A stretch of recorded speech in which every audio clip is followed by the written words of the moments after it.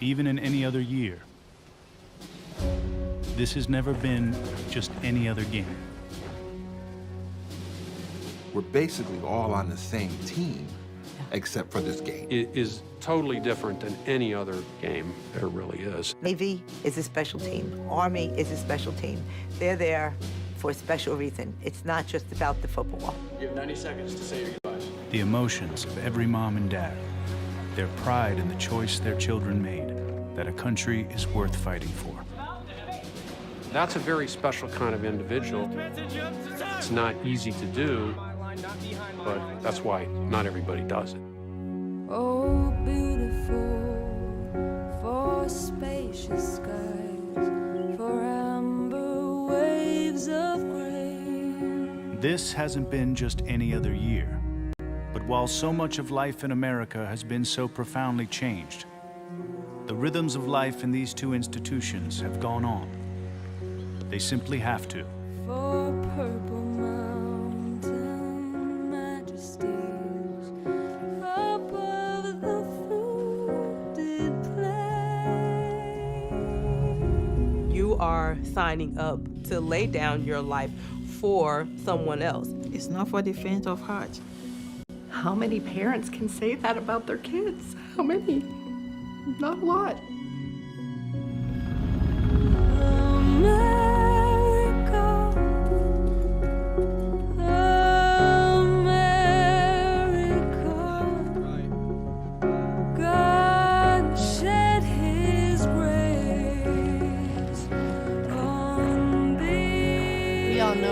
Precious spending time with them is. So you give up that. They're not yours anymore. But it's the unselfish thing for your kids. You let them go. You gotta let them go. The learning they do here, the training to protect the rest of us, isn't something that can be paused or homeschooled. And today, we celebrate that commitment like we do every year, in a game different from all the others. It's the best our country has to offer. The only game that everyone's playing in it, they're willing to die for everyone who's watching it.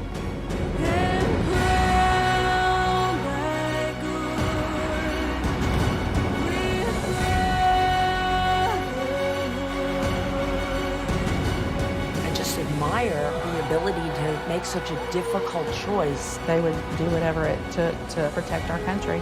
You just are overwhelmed with pride. Army-Navy still reminds the rest of us that for every difference that seems to define us, unity remains an awfully beautiful thing to behold.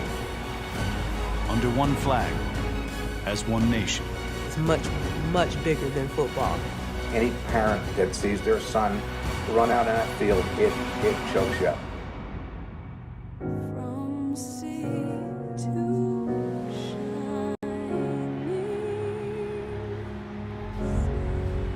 This has never been just any other game.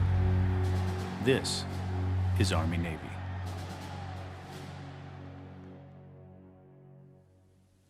A powerful piece. Greetings and welcome to the 2021 edition of our virtual pep rally for the greatest rivalry game in sports, the 122nd meeting of Army and Navy.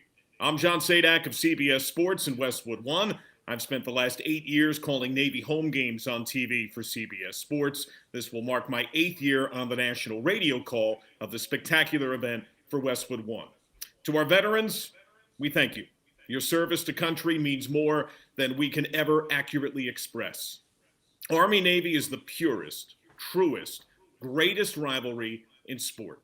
It's brothers battling on the gridiron with everything for a single day before spending a lifetime bonded arm in arm as the greatest team in the world. And with that in mind, let me welcome in my teammate on the national radio call, the TV analyst for Army West Point football home games with CBS Sports, 7-year NFL veteran, Ross Tucker. How you doing, partner? John, I am fantastic, and I'm glad you just talked for 45 seconds to a minute, because that tease we just showed, that video, that gets me every single year. So I'm very thankful I had a little bit of time to compose myself, because that gives me chills. My eyes fill up. That is awesome. This is a true bucket list experience. The Army-Navy week, the game. It's more than the game. The game is spectacular, but it's the pageantry of the day and the legacies that have been built for over a century. How would you describe Army-Navy? Well, here's what I say to people all the time, and this will be my 6th year on the call. I did 3 years on the sideline. This will be my 3rd year in the booth with you. I can't wait. And we know, as was discussed in the video, that there are some divisive forces in our country. We know that at times there's not as much respect for each other as there should be. When you go to Army-Navy game, that's my favorite day of the year. It's the one day where you kind of think, all right, we're going to be okay. We're all in this together. Even though we're opponents in the game, Army against Navy, we really are all in this together. We're all on the same team, and that team is the United States of America. I love it. You know, everybody out there, not only on the field, but almost everybody in the stands, whether they're an alum or whether they have a family member who's an alum, they've all sacrificed in some way, right? Because family sacrifice as well. We heard from the moms and the dads, you don't get to see your kids as often. Everybody involved in the military sacrifices, whether you're the individual in the service or the family itself. So you're talking 70,000 people, the vast majority of which have sacrificed in some way, shape, or form for the rest of us. It's incredible. It is. And this incredible show, we're going to hear from the head coaches, Jeff Monken and Ken Niumatalolo, from former players, Dustin Plumador and Keenan Reynolds, some service veterans on each side of this historic rivalry. But it's now time for one of the grand traditions associated with this game and this week. We'll begin with spirit messages from men and women in uniform with the U.S. Navy.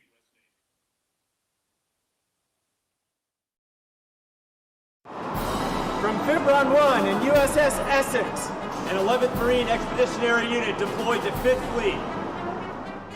Go Navy! Beat Army! The Medical Response Team in Ozark, Alabama.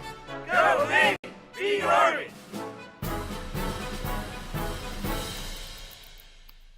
One of the great traditions as the spirit is sung at full throat. And for Navy this year, Ross, 3 wins at this stage. It's been an inconsistent, jagged year, but one that can be made whole with a win on Saturday. Right. And look, I played in some big rivalry games in college, but nothing like this, right? And I know it's such a cliche that you throw out the records for this one, but you really do. I mean, if Navy wins, this is on some level a successful season. If Army loses, I can assure you that they will no longer look at this as a successful season. They lost their biggest game. They will have not won the CIC trophy, even though it'll stay at West Point. They don't get to go down and claim that they're the winner because it'll be shared. So it really is that kind of game. And the great thing for Navy is they've gotten better over the course of the year. They're clearly playing their best football right now. 2 weeks ago against Temple, it was the most points they've scored, the fewest they've given up. They've gotten better. I think they've got settled in a little bit, have a better feel for exactly what they are. And I think it's going to be an awesome game. I think it's a one-score game. It usually is. With that in mind, the Navy head man, Ken Niumatalolo, is the winningest coach in the history of Army-Navy. 9 triumphs on his ledger, 14th year as the head coach. This will mark his 24th Army-Navy game, including his time as an assistant. We caught up with him and asked, what does this game mean to you?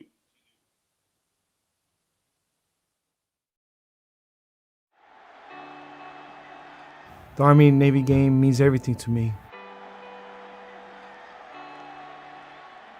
To play America's game, America's rivalry at New York City, to commemorate 20 years of 9/11 means everything. I don't think there's 2 better schools that could embody or symbolize what that day meant to this country. There are many heroes in New York at that time, first responders, but also from these great institutions Air Force Academy and other armed services that answered the call after that tragic day in New York. From the United States Naval Academy, from the Brotherhood at Navy football, we'd like to thank all of the veterans in this great country for all that you've done to make our country the greatest country in the world. And that the head man of Navy, Ken Niumatalolo, who certainly has a lot of love for our next guest. You know, one of the big names in the lore of this game, former QB1 for the Naval Academy, the great Keenan Reynolds, Navy's greatest quarterback in the triple option era. He ran for a Division I record, 88 touchdowns in his Navy football career, an FBS quarterback record, 4,559 yards. But the accolade I would bet he's most proud of, beyond his time in the NFL, the first Navy quarterback to go 4-0 as the starter against Army in this spectacular game. And the QB joins us now. Keenan, how you doing, my friend? Doing great. It's Army-Navy weekend. I'm excited. I got a flight in a couple hours to New York, so I'm ready to get this thing going. Keenan, one thing I've always wanted to ask you, having seen your statistics, and I've done the Army games the last 3 years and Army-Navy the last 6 years, did you never get hurt? Because the Army has 4 quarterbacks a year. They all get hurt. The Navy quarterbacks get hurt. Are you like the only guy that was indestructible? Yeah, so I actually missed 2 games my junior year, but I tried to be very strategic about hits that I allowed myself to take. Being able to duck and dodge hits or not take them directly. Be conscious of my feet, where they are, not letting things get stuck. The one time I did get hurt, somebody dove in from behind me, so I didn't see it coming. So I tried my best to stay as healthy as possible, because I kind of subscribe to a little bit of a Brady mentality. Like, you never want to give up your spot to injury, because I got my opportunity off of an injury. So my mentality was, you got to stay on the field no matter what.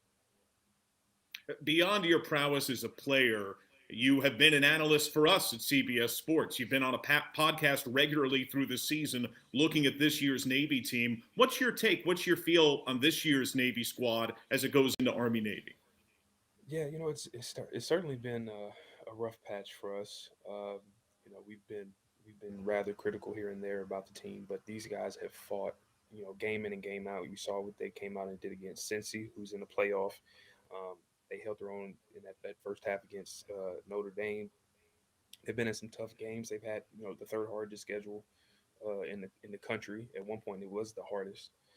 11 bowl eligible teams. I mean, and they're really young.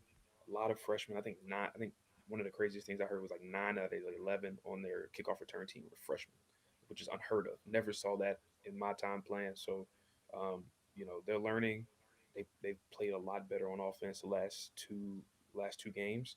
So if they can kind of roll that momentum combined with the way the defense has been playing pretty much all year long, and kind of play off of each other and be solid on special teams, I'm excited about what these guys can do this weekend.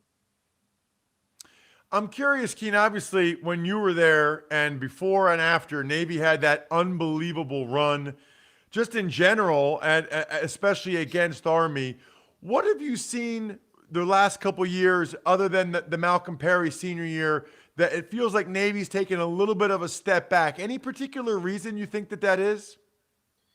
I think being in a highly competitive conference like the AAC matters. If you compare schedules across the service academies, it's really not even in the same atmosphere, So that takes a toll on you throughout the season. You have injuries, you get deep into your depth, guys are tired. No excuses though, obviously, but I think it does certainly change kind of the dynamic. So I think the challenge now that we're 6 years into conference play, like how do we get through the season healthy? How do we have enough juice for the Army game? Because at this point, when you line up on Saturday against Army, they're trying to run through your face. And so no matter what you've been through the season, no matter who you played, nobody cares how tough your schedule was. That's stuff that we talk about as analysts. But when you're on the field, nobody cares about that. They're just trying to beat you. So I think just getting back to the basics and just playing ball. I mean, the formula hasn't changed. It's still the same coaches there, still running the same offense. New look D, but I mean, the formula to win hasn't changed. So I think just getting back to the basics is necessary. With that in mind, though, Army-Navy is so different on so many levels. You were highly successful in this game. How do you describe this game to those outside of the service academy world that don't know about it? You know, it's indescribable if you've never seen it in person. I think my first year out, when I was in Baltimore and the game was in Baltimore, I got to go. I got to like be in person and be a spectator for the first time ever, and it was just incredible. Like just the atmosphere, the president was there. It was loud. You're in an NFL stadium. Like these are things that I think I did a really good job of like ignoring when I was playing because I had to. You know, when you're on the field, you're playing, you're just playing ball. But to go back as a spectator was incredible. And I think that people don't realize like that there's like a tension in the air, as a gravity that just kind of takes over a stadium. When you see the march on, you see the mids, you see the cadets, you see it's a full, 2 service academy teams selling out an NFL stadium. You know what I'm saying? Like that's not, our stadium seats 30,000, 36,000. Mikey, I think, is right around the same level. So, we're not playing in 80,000 seat stadiums all the time. And to come in, fill it up completely, and have the most powerful people in the world, like, coming every year to watch, I mean, it's just, the gravity is immense, and it's something that you just have to be there in person to experience.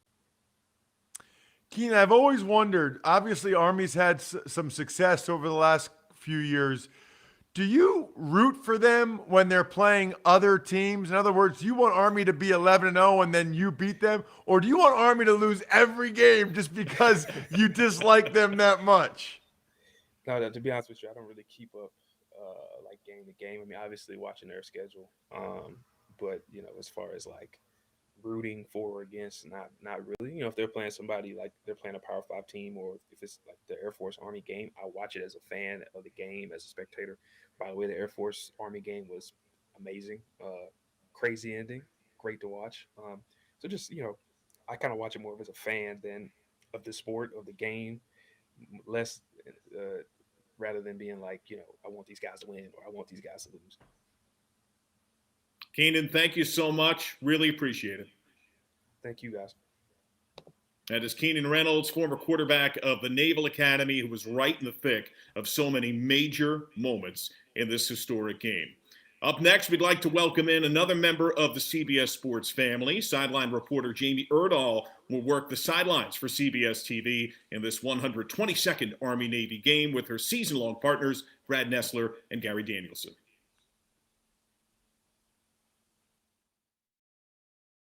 Greetings, everybody. I am so sorry I have to miss you today at the virtual pep rally put on by the ViacomCBS Veterans Network. Any chance we get to celebrate veterans, celebrate those who have an impact on this game, is another opportunity to honor those who truly deserve the spotlight. So I am sorry I have to miss you today. I did want to send along a couple thoughts about the weekend as a whole. We get to watch a lot of really good football all season long, but there's a reason why this game deserves a weekend unto itself. This will be my 4th Army-Navy game that I get to cover, and what I've learned in this short time is that there's a lot of pressure on the players that participate in this game to know that the country is watching you. Former players that played in this game, they're watching you. Current military members serving all over the world are watching you. That's a lot of pressure, but pressure is all these guys know, and it's what their futures hold, so they deserve a weekend where everyone has all eyes on them. And to be just a small part of telling their stories, it's an incredible honor, but it's also a little bit nerve-wracking because we so badly want just to get this thing right and to make sure that everyone understands the magnitude of what this game means to our country. We can't wait to tell another incredible story this weekend on the anniversary of September 11th, 2001. I'm missing you today because I am currently flying to the New York area, so it'll be different. Every year is, but it'll be something to watch. So an immense thank you to the veterans who are watching this pep rally today. I am truly in awe of the sacrifice that you put forth, not only to serve our country, but to protect your family and to protect my family. So thank you once again, and happy holidays, everybody. Thank you kindly, Jamie. There are few that have the up-close and personal view as those that patrol the sidelines in these academy games. So with that in mind, we bring in three outstanding guests for a reporters roundtable who have all been down to the field for academy games this year. Tina Servasio, Sheehan Stanwyck-Birch, and Sherry Burris. Tina? Well, thank you. Thank you so much, John. It is so great to be here and really just such an honor to be part of this virtual pep rally here on the ViacomCBS Veterans Network. So first, before we even start, I just want to personally say to everyone watching out there, thank you so much for your service and for making events like this so possible, because all you have done for our country. And this is just such an honor and so much fun for me. Sherry and Sheehan, we don't get to see each other that much in person. We get to watch each other on TV or later on after we record the game. So it's just great for the three of us to be together today. And I'm going to start this off. I want us to kind of tell stories about our experiences covering the military academy from the sidelines. I'm on the sidelines at all of the Army home games at West Point. Sheehan's in Annapolis at all of the Navy games. Sherry just did the huge Army Air Force game, which was just so incredible in Texas.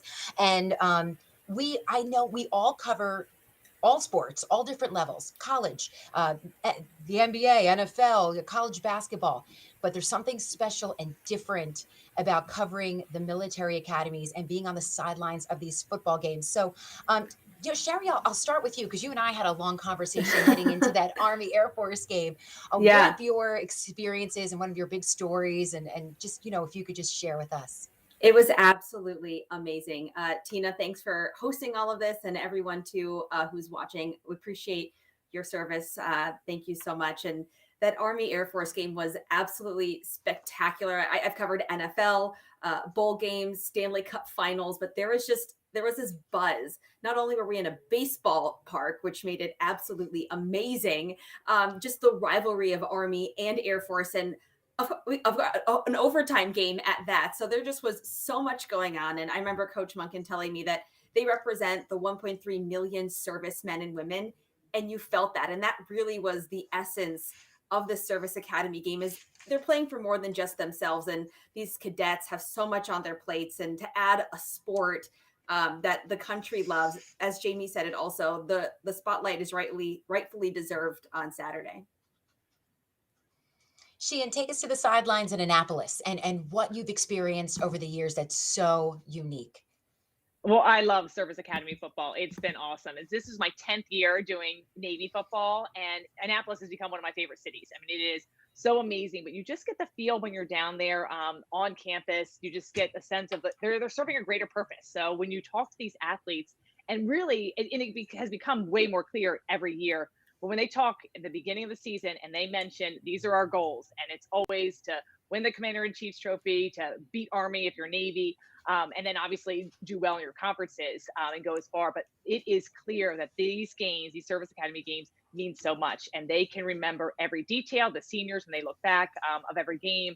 So it's you really feel the passion, and especially when they come back, whether it's after a win or a loss, just how elevated the emotions are. So I have loved it. As you said, just covering many athletes, and I love all college sports. It's so great in the industry we're in. But when you talk to these men and women that are at the service academies, and you hear their stories and you see their passion, and that this is the best part of their day when they get on the field and they get to practice. This is a break for them. They've got a much bigger jobs than most college athletes do after school, so lots on their plate. But it's been a true pleasure to work with them. I just completed my 4th season on the Army sidelines at West Point.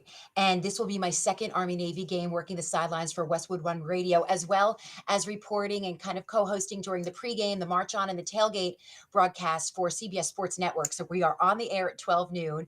And for me, and I've been a sideline reporter for the Boston Red Sox, 2006, 2007, covered a World Series championship.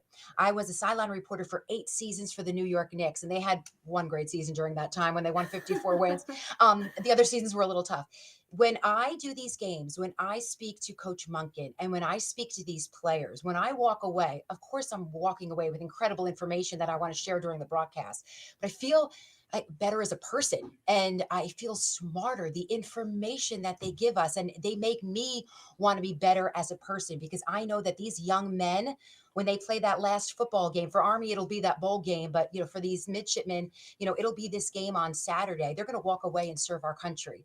And it just makes me ponder. It's just so deep. I know Jamie spoke about this a little bit before in her video, and I just got chills. I don't know about you guys, but watching that video, seeing the highlights from last year and other games that Jamie was there, and the passion and the focus and the dedication that these young men bring to this game. And it is truly their life. And I was actually just up at West Point the other day and had a great conversation with Malcolm Morrison. And I was asking him, because they just found out they were playing Missouri in the Armed Forces Bowl. And he said, "But ma'am," always addressed me as ma'am. He says, "But ma'am, it's about Navy. That's just a game week. We didn't even want to know who we were playing. We must win the CIC trophy outright." And just the passion and the focus. Sheen, I want to direct it back to you for a quick second.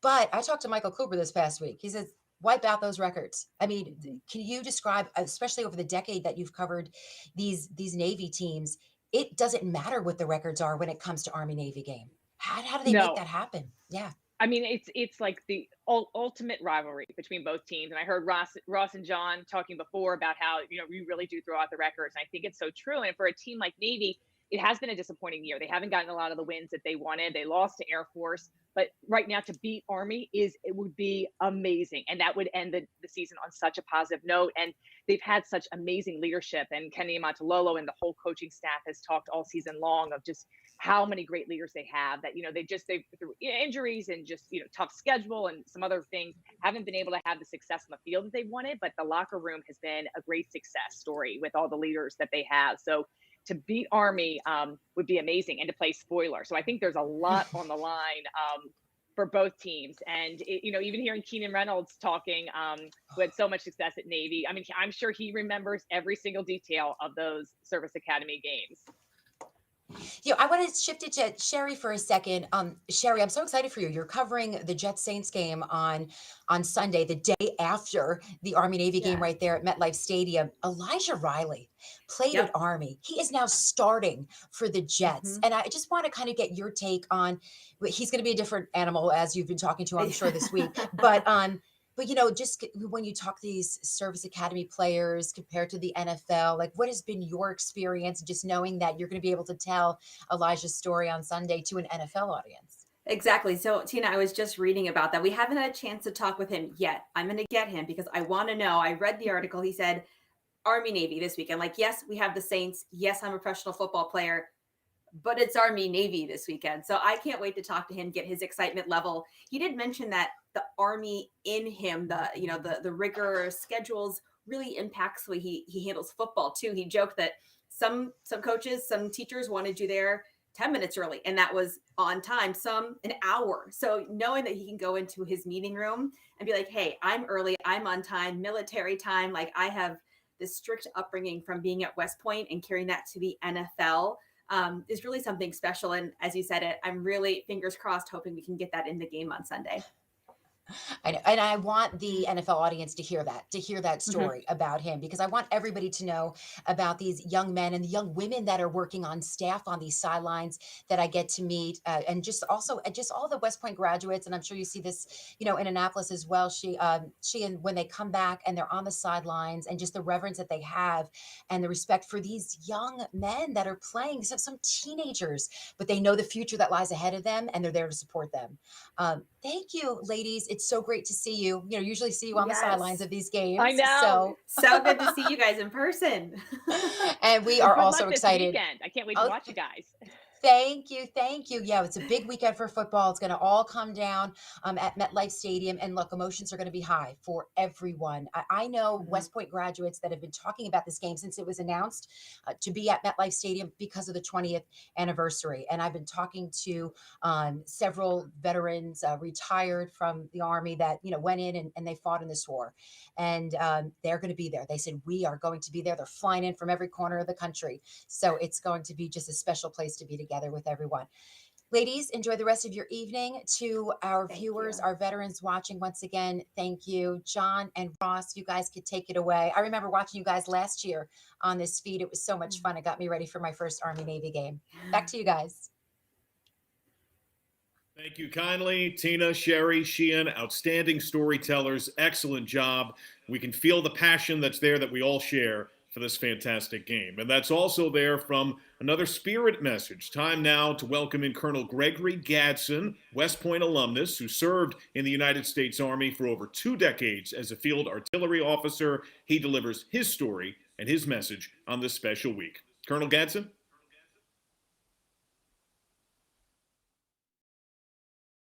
Good afternoon, John.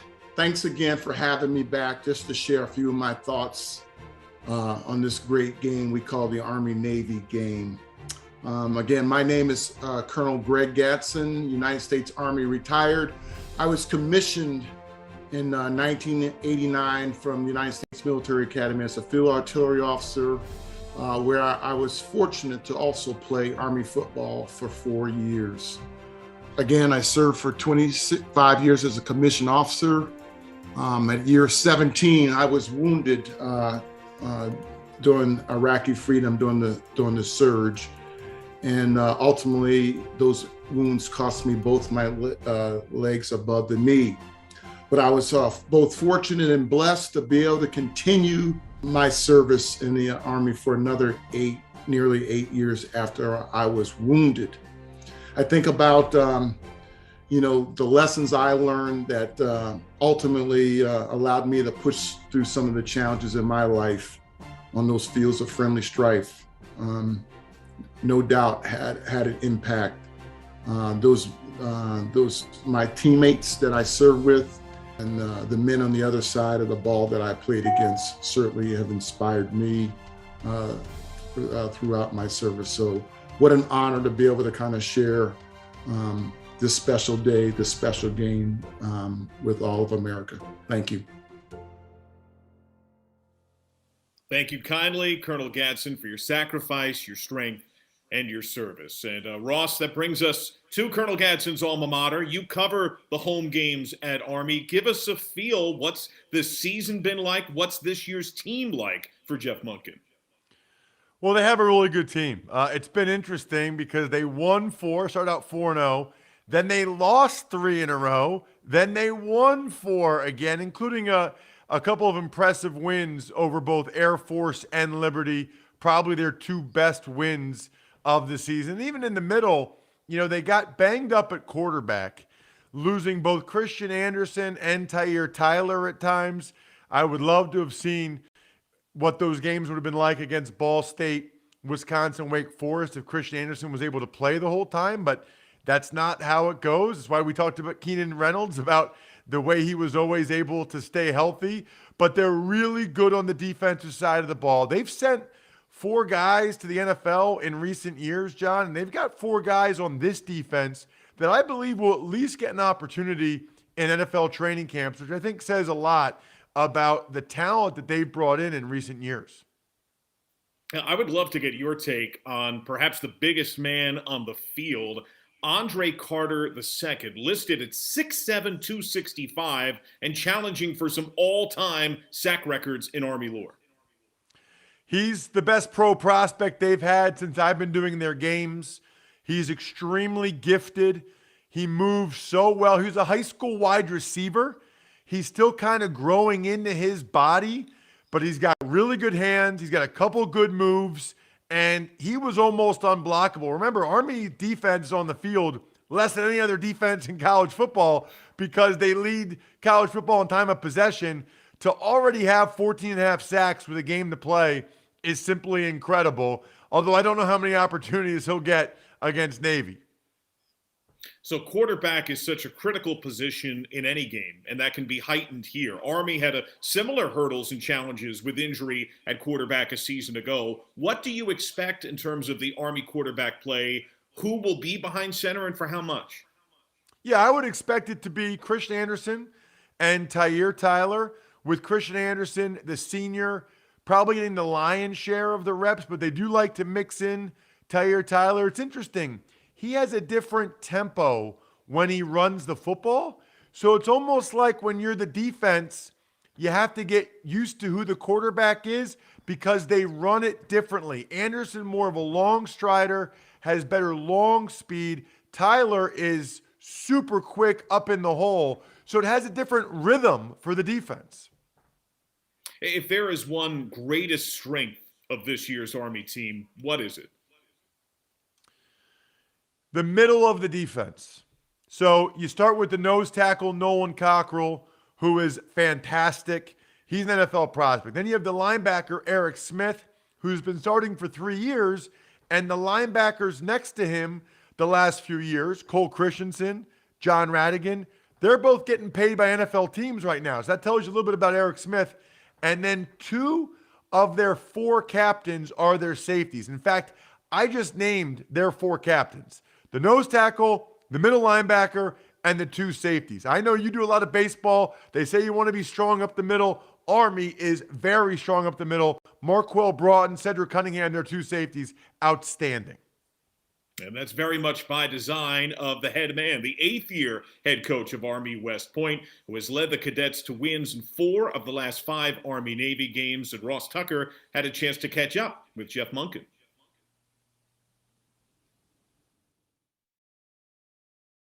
All right, Coach. So I have heard you say on multiple occasions that there is no bigger game than the Army-Navy game. Do you really believe that this is the biggest game of all?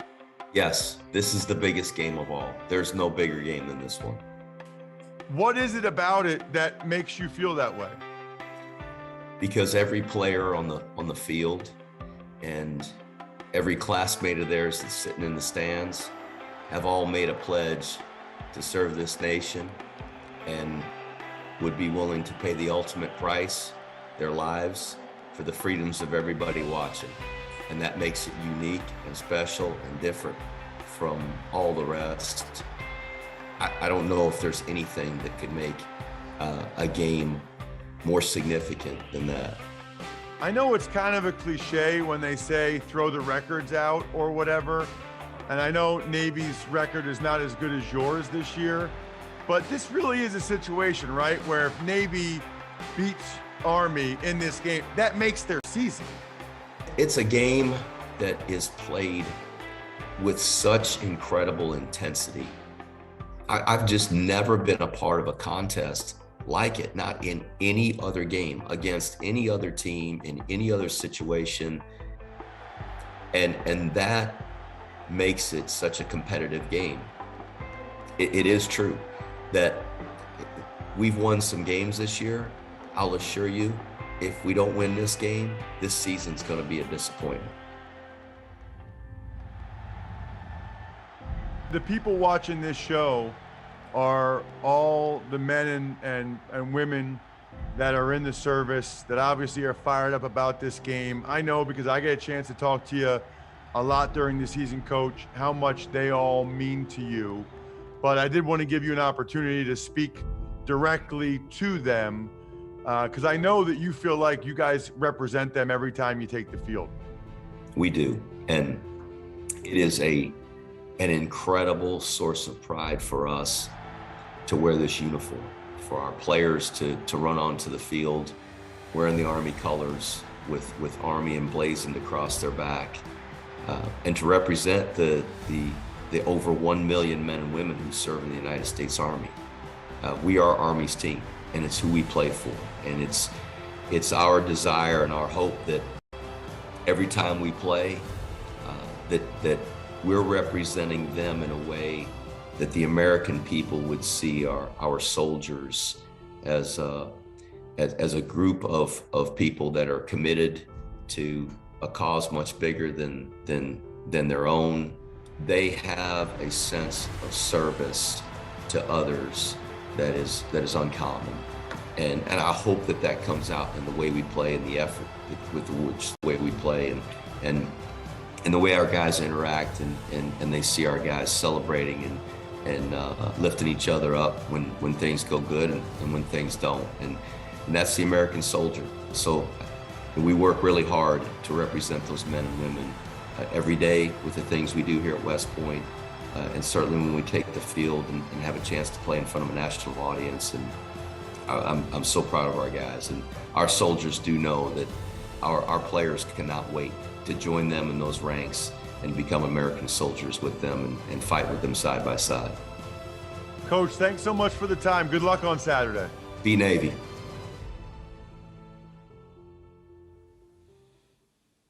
Excellent job, Ross. You can feel his passion. And Jeff Monken, a man who has that unique position of knowing each side, having served as an assistant at Navy and a long-standing relationship with Navy headman Ken Niumatalolo. Right, and they're friends. You know, I mean, they get along. They like each other. They respect each other. Obviously, the competition is fierce when it comes to recruiting these student athletes. And that's one of the things that's really jumped out to me is being heavily involved with recruiting via a business I started when I was a player, just seeing the caliber of players that Army gets now as opposed to 10, 15 years ago, it's noticeably different. I mean, they are getting a lot more players that have a chance to play potentially at the next level, or that have the traits that allow them to go toe-to-toe with Wisconsin and Wake Forest, a couple of ranked teams that they almost beat. He's done an unbelievable job turning the program around. You know, so many of the stats are just unbelievable when you think he's already second all-time at West Point in terms of wins. They had one winning season from 96 to 2015, and now he's done it however many years. You know, this will be 4 out of 5 years. It's just really impressive what he's done with the program. Another impressive piece, and you've spoken of this when you were down on the sidelines for a few years, the physicality that arrives in this game. How would you relate that to our viewers? Yeah, I don't, it's hard to explain. It just feels like the hits are harder. I don't think that they're not trying to hit as hard in the other games they play, but there's just a certain level of physicality that it's a notch above. It's almost like when you're an NFL player and you get in the playoffs and it just seems like for whatever reason, it's amped up just a little bit more intensity. Army-Navy, for all intents and purposes, isn't just a playoff game, it's the Super Bowl. Now, this is the zenith, and it's now time to welcome in Dan Nevins, a veteran, an advocate, and a gentleman of the Wounded Warrior Project.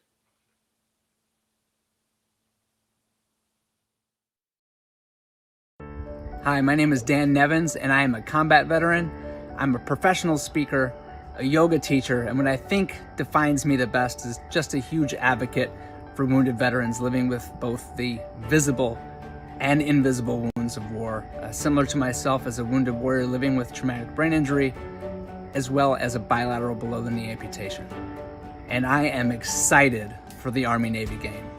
I think what I'm most excited about is, one, just to watch an incredible show, but two, to watch our future military leaders battle it out on the gridiron, to sharpen their skills and develop their leadership potential, all the while giving us a great show. And with all of that said, I mean, I'm trying to predict the outcome here. Go Army.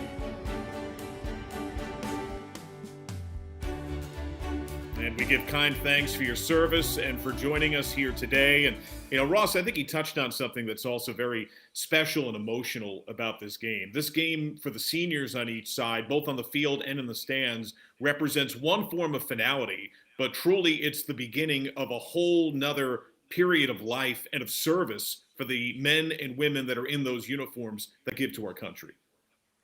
Yeah, I mean, as soon as this is over, you know, for example, the offensive linemen, they got to lose weight, and they got to lose weight fast, you know, to make their training and their commitment for the military. So, you know, these guys, their training, their bodies, their lives change. You know, they go from some military training and a lot of football training to all military training, essentially as soon as this game's over for Army after the bowl game.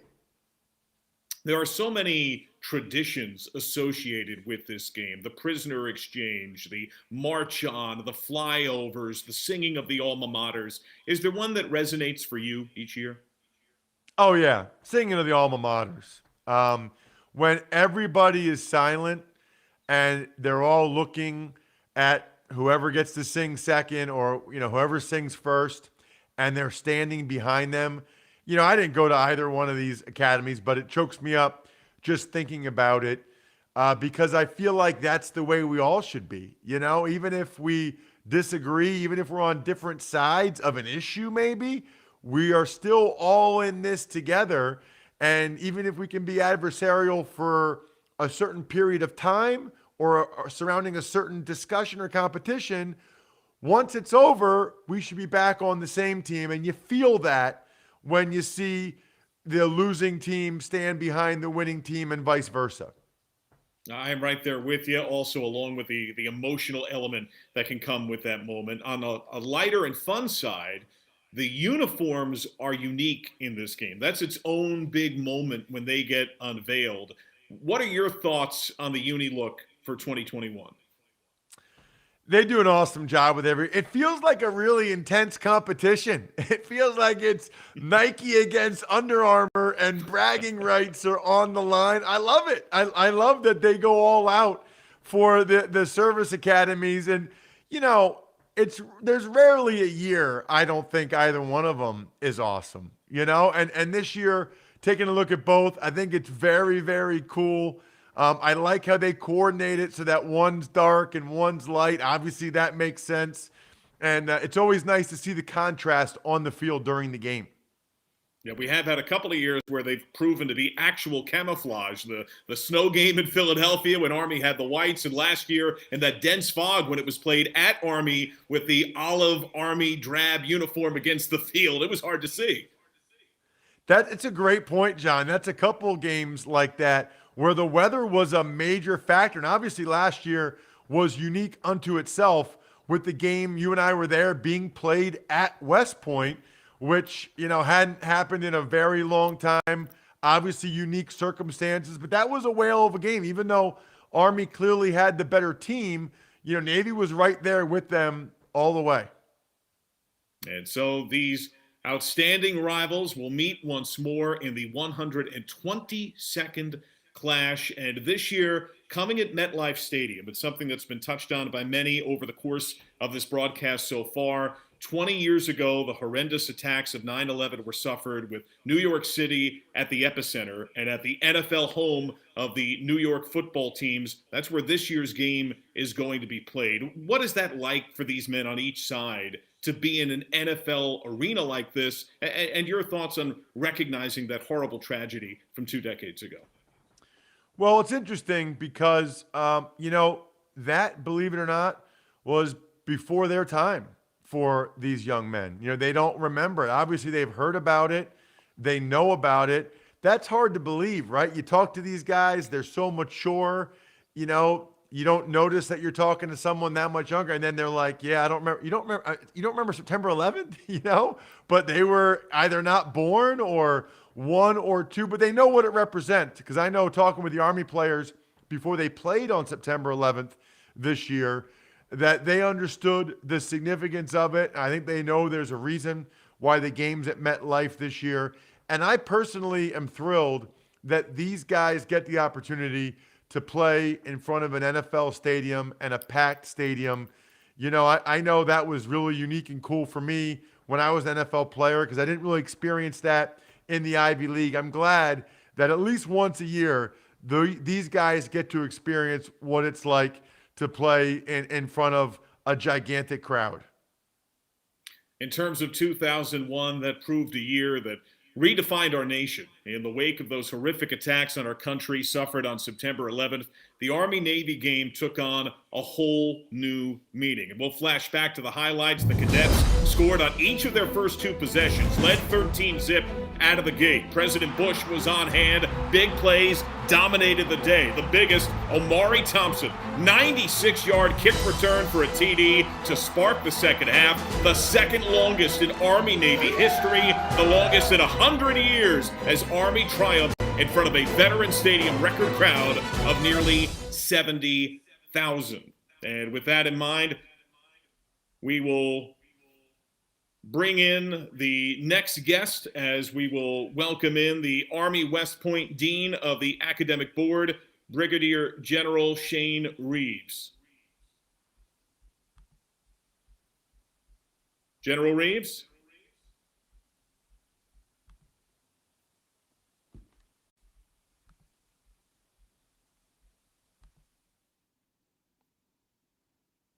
Nice to see you all. General Reeves, thank you for joining us. How are you? Yeah, great. Great to see you. Nice to see both of you. Great to see you as well. We thank you for being with us. If you can begin, what does it mean to be the Dean of the Academic Board at Army West Point? No, I appreciate the question. Before I answer that, I have to tell you, hey, Ross, I have one of my classmates who works for me, is one of my vice deans, is literally one of your biggest fans. I don't know if you have a fan club or if you have a president of the fan club, because this guy needs to be on your fan club, just so you know.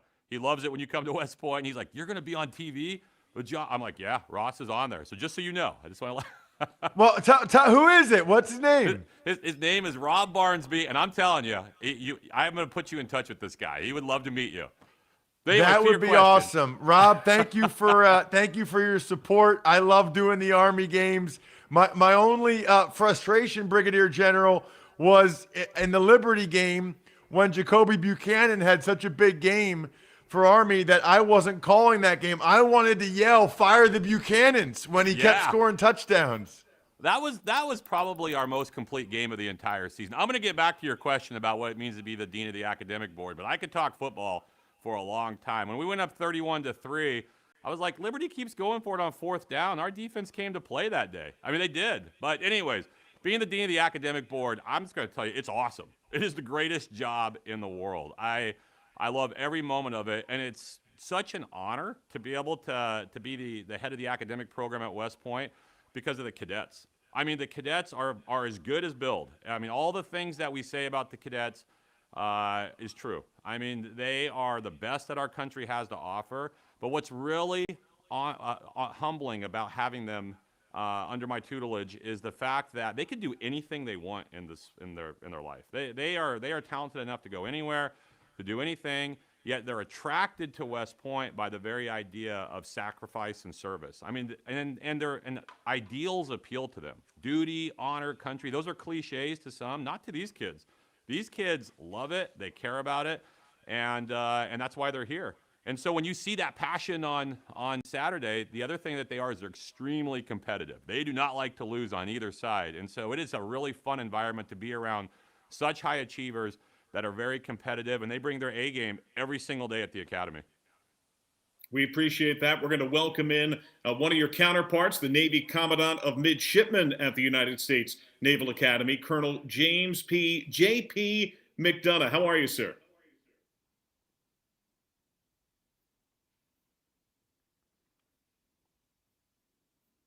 Colonel McDonough, can you hear us?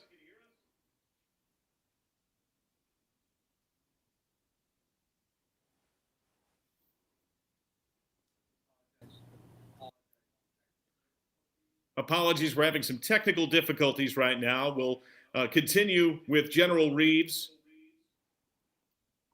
General Reeves, what is the day-to-day experience like for a student, football or otherwise, at a service academy?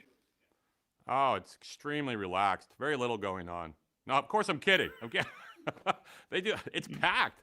I mean, it is from the moment they get up, and they get up very early till they go to bed at night. It is jam-packed with activities ranging from obviously in the classroom. The cadets take a lot more classes than the most kids in a college experience. The academic program at West Point includes 40 courses. 24 of those are what is called the core curriculum. It's the crown jewel of the academy. It provides a broad liberal arts education where it allows a cadet to have the intellectual foundation to do all the things we need them to do as a young officer to fight our contemporary and future wars. But then on top of their academic program, they're also doing a number of physical activities. They're doing all their military training. And of course, in there, they're having a little bit of fun. And so the activity, I mean, their day-to-day it's rapid fire. You know, formation, classes, lunch, formation, right? And then they're into the afternoon activities, whether that's class, whether it's practice, whether it's parading, dinner, and then they're studying. But you know, they seem to really enjoy it. The type of person that comes to West Point is not looking for an easy experience. They're looking to be challenged, and we do that. We challenge them. A heavy load, but one given of service and bought in fully and head on. And with that in mind, what does this game and this rivalry mean and represent to the students? Boy, that's a great question. I'll tell you, the game is huge. I mean, from a personal experience, my son is a cadet, and his roommate is one of the Army football players, Tyrell Robinson, who I've gotten to know very well. And when Tyrell went for 79 yards down with a wheel route against Air Force, I don't know if anyone saw it. It'd be very embarrassing if they could. I was running down the sideline in my uniform.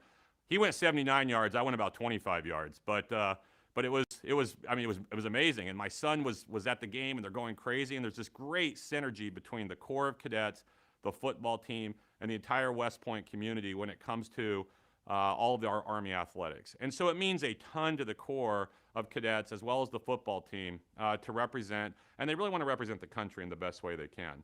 Now, this particular game takes special, as you pointed out in the earlier segment, is of particular importance. The 122nd edition of this game, just a few miles away from Ground Zero, where on 9/11 the horrific attacks took place on our country.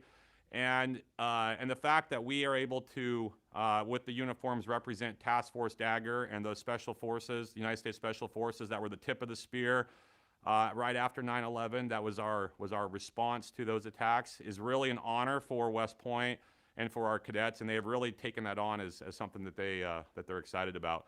I will tell you, the game also, though, is a moment to celebrate the hope that we have as a country. Those young people that are packed into that stadium, and they're going to be going crazy on Saturday. They see, as you all pointed out earlier, just a couple miles away, the Freedom Tower that rose out of those ashes. And that 1,776-foot tower represents hope and excitement about the future of our country. And those cadets come from every single geographic location in the United States, from every type of background, all drawn together by one common purpose, which is to serve. And they're going to bring all that energy into the game on Saturday. And so that's exciting if you're an American. If you're an American and you're watching that game, it's impossible not to get fired up about the football on the field and the cadets in the stands. I love the energy and the fire that you've brought to us today, and I thank you kindly for being with us and for your service, sir. Thanks. Thank you. And, of course, go Army, beat Navy. That is Army West Point Dean of the Academic Board, Brigadier General Shane Reeves, passionate through and through. And we'll bring in another name and voice, certainly familiar to those that follow the Army football program. We mentioned the 2001 matchup, and this, of course, being played at MetLife Stadium to recognize the 20th anniversary of those 9/11 attacks. In 2001, Dustin Plumador was the co-captain of the Army football team, an all-conference center, class of 2002. Dustin, welcome. How are you? Doing great. How are you doing? Doing fantastic. We appreciate you being with us. If you could begin that 2001 game, what was that like? Take us into that locker room and onto that field for what that experience was like for you and your teammates. It was an Army-Navy game like any other. They're always going to be intense and they're always going to feel important. I think back then, in 2001, it made it different. It was just obviously there was a lot more eyes on us. I think as a country, we weren't really seeing what was happening downrange. The first special forces groups in Afghanistan, they didn't have cameras embedded with them as they're going on horseback through the mountains and doing all the things that we hear about now or seeing movies about now, all the amazing things they've done. So really one of the few areas of visibility our nation had of our nation's militaries was, the public had, was the Army-Navy game. And so there's a lot of pressure on us for that standpoint, as far as this was no longer, if it was ever about football, that certainly took a backseat to some of the bigger pictures. As players, we were doing interviews daily, sometimes several times a day, where everyone was really asking us more military-oriented questions, whereas only a few months prior to that, it was all football-related questions. And so it had a different feel to going into it. And it was a big game for both sides, a huge one for us because we were coming off of 2 losses to them, 2 close games that we felt we should have won.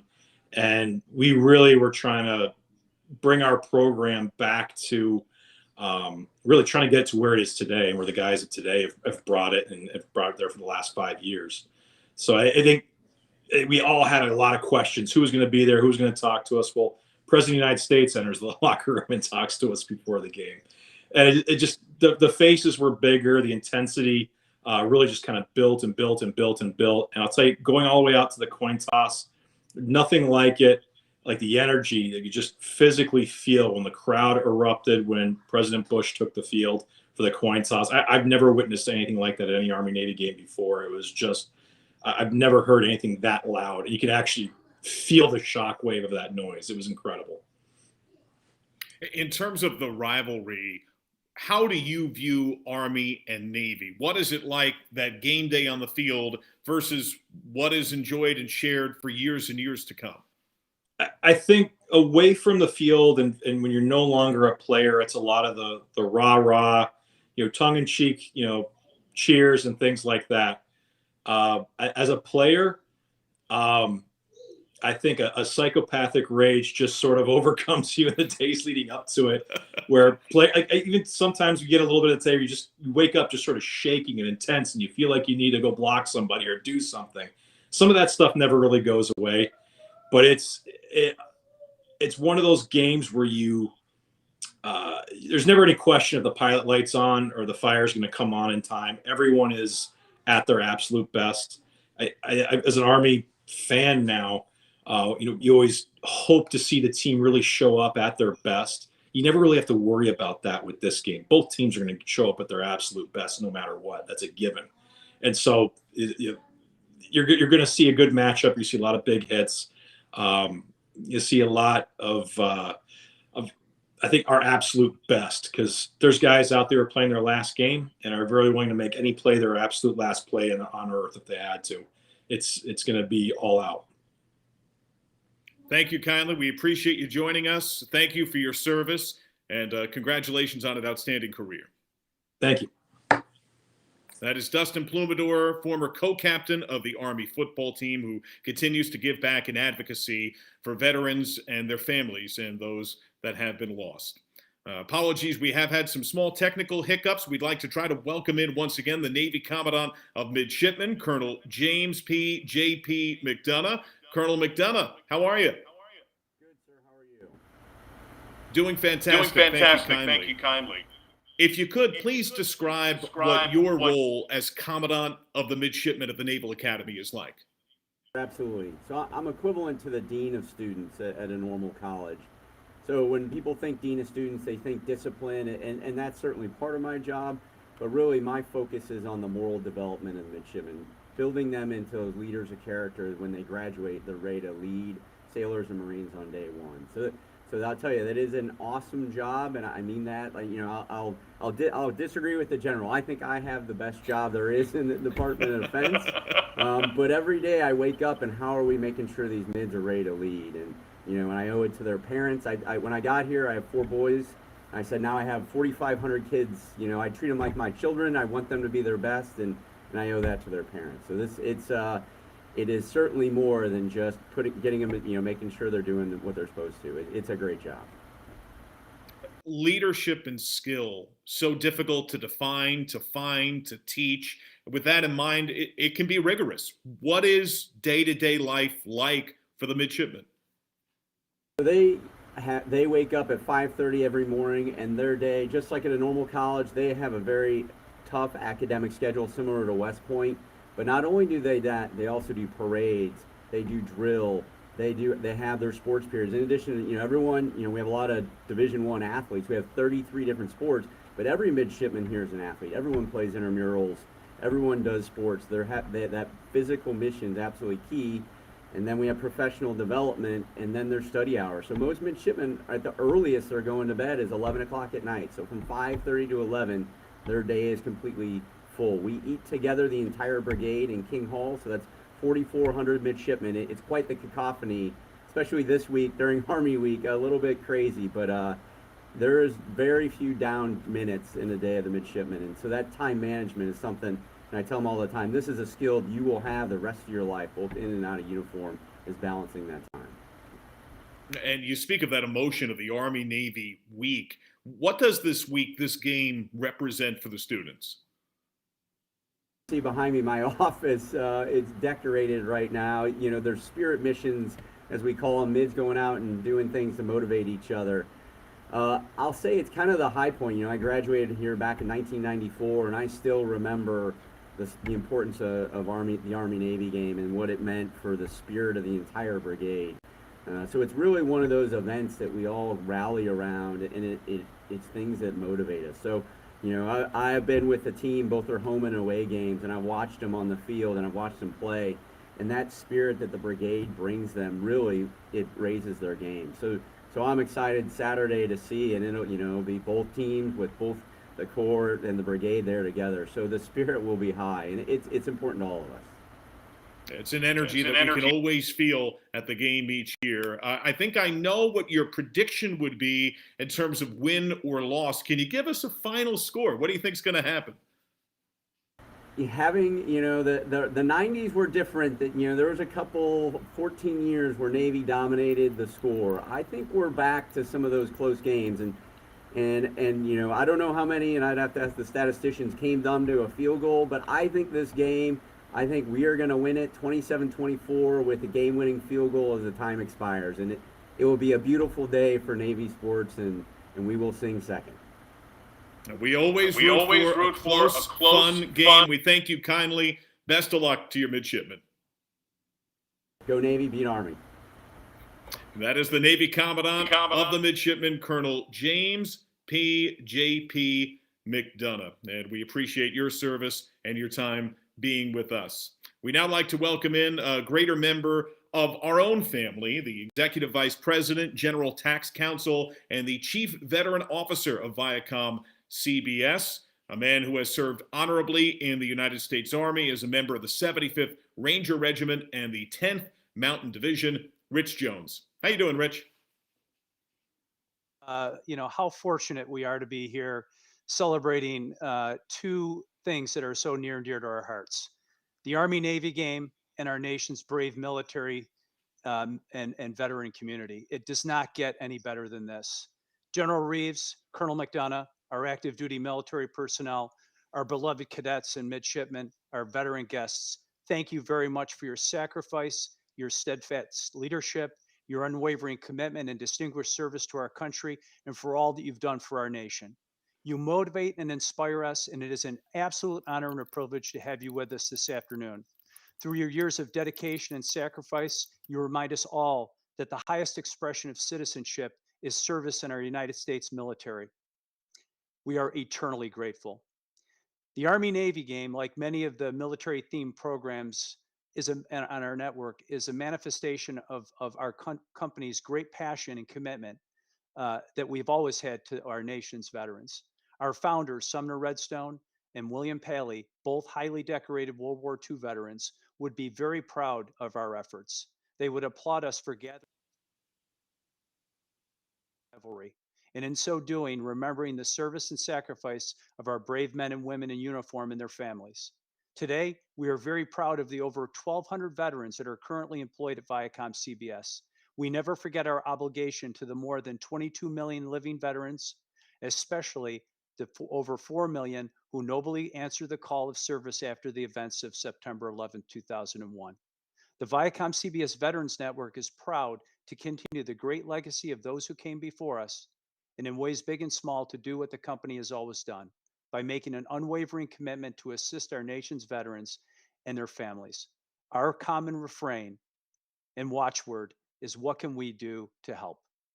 You know that you can always count on us to deliver the best content on television, but you can also count on the ViacomCBS Veterans Network and the ViacomCBS family to stand shoulder to shoulder with you to make sure that we honor our nation's military, its veterans, and their families, and to honor President Lincoln's call to action from his second inaugural address, to care for those who have borne the battle. Go Army, go Navy. John, back to you. Rich, thank you kindly for your service, for your message, and for this opportunity. We'd also like to remind you that CBS Sports is your home for all things Army-Navy. We're going to get you ready for the 122nd meeting in this storied rivalry. All starts Saturday, noon Eastern on CBS Sports Network. Inside college football, Army-Navy March On. We capture all the spectacular pageantry that comes with the March On from the Brigade of the Midshipmen and the Corps of Cadets. And at 3 Eastern on CBS, what drama will unfold? We bring you game coverage, the 122nd meeting of Army-Navy. Pre-game coverage for that begins at 2:30 Eastern. College football today, a game of honor Saturday on CBS. A day of reverence and respect, of pride and patriotism, of emotion and purpose. So raw, so powerful, so American. And we thank you kindly for joining us here today, for Ross Tucker, for all of our guests, for the entire family here at ViacomCBS and the Veterans Network. We thank you for your service, and we invite you to listen in to some words from those that have served in our family with their thanks.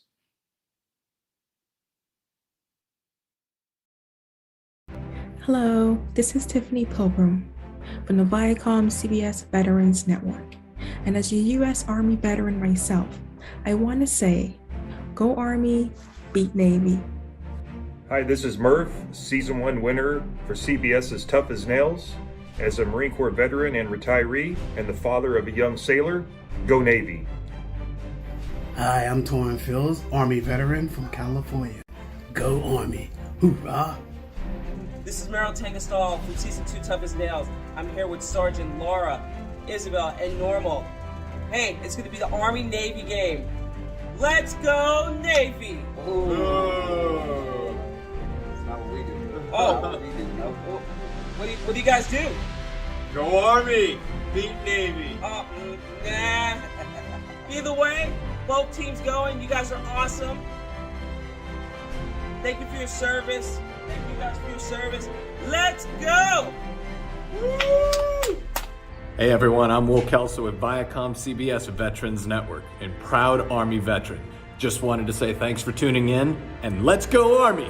Beat Navy! This is Richard Pathay. I would like to send a shout out to everyone serving in the armed forces and everyone at ViacomCBS Veterans Network. Go Army! Beat Navy! Hey guys, it's Neil Brown Jr. from Paramount Plus, the SEAL team. Out here doing a little Marine Corps shuffle. Want to wish you guys the best weekend. All right? Go get them. Go Navy, go Army. Go get that trophy, baby.